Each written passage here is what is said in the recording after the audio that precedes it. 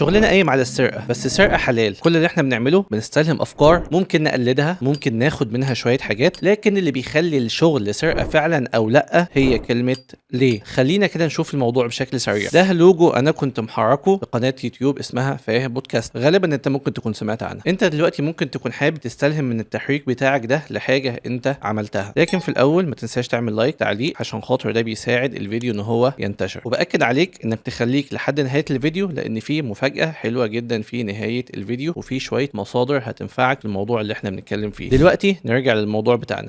انت حبيت تستلهم او حبيت تقلد او حبيت تاخد من اللوجو ده. طب انت هتقلد او هتاخد لسبب ايه؟ السبب الاولاني انك ممكن يكون عندك حاجة مشابهة. دلوقتي انا جبت لوجو زي ده كده، جبته من على النت عشان ده مشابه للوجو فاهم. نفترض انك جالك اللوجو ده ومطلوب منك انك تحركه، او انت بتعمل سيرش او انت بتعمل بحث او انت بتعمل تغذية بصرية، لقيت ان اللوجو ده مشابه للوجو فاهم، فانت حبيت انك تاخد الطريقة. فمش عيب انك تيجي في الاول تقول هنا عندي راس مرسومة، بس الراس دي اصلا كده كده مختلفة عن الراس دي شوية، هنا المخ مختلف عن المخ. فلو انت قلت انك هتعملها بنفس الطريقة تمام مفيش مشكلة. طبعا ممكن يبقى فيه شوية اختلافات، ممكن يتحط فيه شوية الوان وهكذا، لكن لو انت خدت نفس اللوجو ده وحاولت تعمل التحريك من الاول للاخر، بمعنى انك عندك مثلا لوجو اسمه واعي، فانت قلت ان الوعي مرتبط بالمخ ومرتبط بالعقل، فانا هجيب مخ في الاول وهجيب عقل واحركه. بعد كده لقيت اللوجو بتاع احمد صقر اللي هو عامل القناه فاهم، فرحت اخدت نفس التحريك بالظبط، عملت دايره في الاول، بعد كده عملت المخ، بعد كده عملت الانيميشن وهكذا. فانت كده كل اللي هيشوفه هيجي لي يقول لي يا احمد يا صقر الحق فلان سرق التحريك بتاعك بالظبط، وده طبعا بيضعف العمل بتاعك. طيب انا لما جيت احرك لوجو فاهم، انا شخصيا عملت ايه؟ انا جيت هنا مثلا فتحت موقع دريبل، بعد ما فتحت الموقع عملت سيرش على كلمات مفتاحيه مثلا اربك دايبوجرافي، فطلع لي لوجو مثلا زي لوجو سهيل ده، عشان خاطر اشوف كتابه الكلمه دي عجبتني فممكن اعمل زيها، وفعلا ممكن تكون ساعدتني حاجه بسيطه. اي نعم انا ما عملتش شبهها بالظبط، بس هنا مثلا عرفت ان هو شغال بالترين باث والالفا وهكذا. عندي برضو كلمه زي دي، عندي برضو مايك، لان انا عملت سيرش بكلمات مفتاحيه زي مايك، لما عملت كده جاب لي حاجات مشابهه، وفي الاخر انا تقريبا ما جبتش فكره معينه وقلدتها. لو انت قلبت في الحاجات دي كلها هتلاقي افكار مختلفه. ده مثلا فكره تانية اترسم دايره، بعد كده بدات ان هي تبقى كانها شريط سينما وهكذا. لو جيت بصيت هتلاقي مفيش اي حاجه من قريب او من بعيد شبه اللي انا عملته، لكن ده ساعدني في استلهام بعض الافكار. زي مثلا في تحريك ده، الحركه بتاعه الكلاكيت دي هي اللي انا استخدمتها في اللوجو بتاعي هنا. لما جيت اشتغلت هنا كده في الاخر قلت طب انا ممكن اضيف حركه الكلاكيت عشان خاطر الحركه دي بتعبر على اساس ان في حاجه بتقفل وتفتح معايا، فبالتالي انا جمعت شويه افكار حلوه، وشويه الافكار الحلوه دي بناء على الانيميشن بتاعي، بناء على اللوجو بتاعي عاوز يقول ايه، بناء على اللوجو بتاعي عاوز يوصل ايه، او الانيميشن بتاعي بشكل عام عاوز يوصل ايه. ده بيخلي الشغل بتاعك فعلا اصلي ومتفرد، ومفيش حد هيقدر يقول انك واخد منه. بالعكس، استلهام الافكار الكويسه وتطبيقها في الشغل بتاعك بما يخدم الشغل بتاعك، واللي بيجاوب على سؤال ليه بالظبط، هو ده اللي بيخلي الشغل بتاعك جميل ومميز. مش بس موقع دريبل اللي احنا ممكن نبحث فيه، في برضه موقع بنترست ممكن نبحث فيه، نكتب هنا برين لوجو انيميشن ونبدا ان احنا نشوف بعض الافكار. ممكن اعمل حاجه زي كده، ممكن اجيب عقل ستايل كولاج اللي احنا ان شاء الله هنشرح عنه برضه الفتره الجايه، واجيب عقل بالشكل ده وابدا ان انا اعمل انيميشن معين، وبعد كده ابدا اعمل التكست بتاعي، بعدين ابدا اعمل الفكره بتاعتي زي ما قلنا بما يتناسب مع اللوجو بتاعي او الانيميشن بتاعي. ده الجزء الاول والمهم جدا في الفيديو. الجزء الثاني ان احنا مش بس بنعمل تغذيه بصريه وقت ما بنيجي نشتغل، لا احنا محتاجين نعمل في المطلق تغذيه بصريه. فبالتالي في شويه مواقع بقدر ان انا اخش واعمل من خلالها تغذيه بصريه، زي فولك، زي باك مثلا برضو، وزي موقع كاب ستوديو. في مواقع كتير بيبقى فيها شغل حلو جدا، بقدر ان انا استلهم الافكار، ببدا ان انا اجيب ستايلات مختلفه. الستايلات دي بتساعدني ان انا اطلع شغل حلو جدا، بتساعدني ان انا املى عينيا، بتساعدني ان انا اعرف الشغل الحلو من الوحش. الهديه اللي موجوده عندي هنا ان انا مجمع لك لسته باهم 10 مواقع ممكن تستلهم منهم الافكار، والمواقع دي فعلا فعلا هتساعدك انك تطور مستواك بشكل ملحوظ. لكن في نقطه في غايه الاهميه، وهي ازاي بستفاد من المواقع دي، وازاي بستفاد من الانيميشن ده، وازاي اصلا بتعلم احرك انيميشن حلو. دي النقطه اللي احنا هنتكلم عليها حالا. هنفترض مثلا وانا ببحث على دريبل لقيت اللوجو ده وعجبني، وقلت هاخده وهستعين بالحركه بتاعته، فدوست عليه كده، بعد كده فتحته، بعد كده هدوس كليك يمين واسيف الفيديو بتاعي سواء كان فيديو او كان جيف. بعدين ببدا ادخله على الافتر افكت عشان خاطر احلله فريم باي فريم. ركز معايا هنا لان انا دلوقتي هطلع لك الغلطه اللي انت بتعملها واغلب الناس بيعملوها. لما انا جيت اشرح الجزئيه دي للناس اللي معايا في المنتورشيب، بداوا ياخدوا بالهم ان هم فعلا كانوا بيبصوا على حاجات وما بيبصوش على حاجات تانية. لو انت جيت تبص هنا هتلاقي نفسك بتقول هنا حصل سكيل مع روتيشن، فانا بالتالي هعمل تعمل الحركه بالشكل ده. اللي احنا مش بناخد بالنا منه واحنا بنعمل تحليل او احنا بنعمل تغذيه بصريه ان احنا مش بس بنبص على الحركه، مش بس بنقول هنا بوزيشن، هنا روتيشن، هنا سكيل. لا، المفروض ان احنا هنبص على اكتر من حاجه. على سبيل المثال انت ممكن هنا تدوس حرف الكيو من الكيبورد وترسم دايره بالشكل ده زي ما احنا شايفين، وبعد ما بترسم الدايره نخليها حتى فيل مش ستروك، وبعد كده هتيجي تعمل الانيميشن بتاعك. طيب انت حبيت تعمل انيميشن كده فهتحط هنا مثلا سكيل، وبعد كده هتيجي في الاول انك تخلي السكيل ده يبقى 0%، وبعد كده تشغل.